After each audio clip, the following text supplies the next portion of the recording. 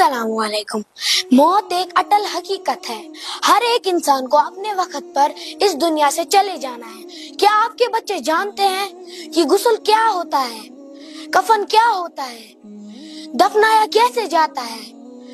चलिए हम इस एक्टिविटी में जानते हैं ये सब चीजें। सबसे पहले हमें एक चारपाई की जरूरत होती है। फिर हमें उस चारपाई के ऊपर मैयत को लेटाना है और रुख किबले की तरफ करना है। गुस्ल देने से पहले हमें मैयत के कपड़े निकालने होते हैं। फिर हमें कपड़ा लाना है, उसके नाफ से लेकर घुटनों तक डालना है, लेकिन याद रहे मर्द को। उसके बाद हमें 3 या 5 मिट्टी की डेलियां लानी है, उससे हमें इसका इस्तिंजा करना है। फिर हमें अपने हाथ साफ करने हैं और फिर पानी से इसका इस्तिंजा करना है। उसके बाद हमें फिर से अपने हाथ धोने हैं और पहले हमें इसके दाएं वाला साइड से हाथ धोना है, उसके बाद बाएं वाली साइड से।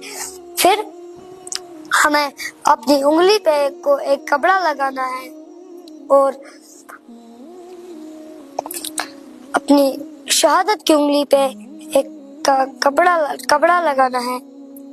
उसके बाद हमें इसके मुंह से सारे मुंह को साफ करना है। ये ऐसे हमें 3 बार ही करना है। उसके बाद हमें लेफ्ट साइड से लिटिल फिंगर के ऊपर कपड़ा लगाना है। फिर हमें इसकी नाक साफ करनी है 3 बार। उसके बाद हमें इसका चेहरा धोना है 3 बार। जैसे हम वुजू में चेहरा धोते हैं वैसे ही हमें इसे यहाँ पर भी चेहरा धोना है। चेहरा धोने के बाद हमें इसकी बाजू धोनी है। बाजू यहाँ से लेकर यहाँ तक हमें इसके बाजू पर पानी डाल के 3 बार साफ कर लेना है। उसके बाद हमें इसकी लेफ्ट वाली बाजू को भी साफ करना है।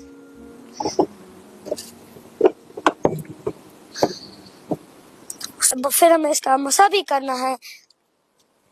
और हाँ, अगर हम इसके पैर पहले ही धोए वो भी, उसमें भी कोई हर्ज नहीं।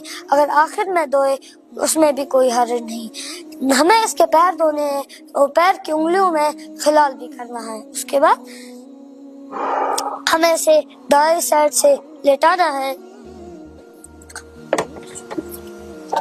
इसको दाएं साइड से लेटाना है। फिर हमें पर्दे के अंदर से ही, हमें इसका अंदरूनी जिस्म नहीं दिखना चाहिए, अंदर से ही पानी डालना है। फिर साबुन मलनी है अंदर से ही। फिर से पानी डालना है। फिर बाएं साइड से मोड़ना है।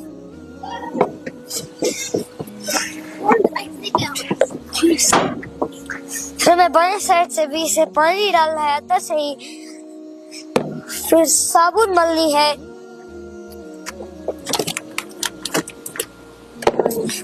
फिर से पानी डालना है।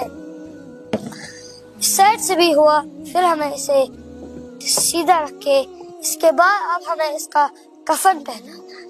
कफन के 3 कपड़े होते हैं। एक होता है इजार, उसको हम तेबन भी बोलते हैं। दूसरा होता है कुर्ता, तीसरा होता है बड़ी चादर जिसको हम लिफाफा भी बोलते हैं।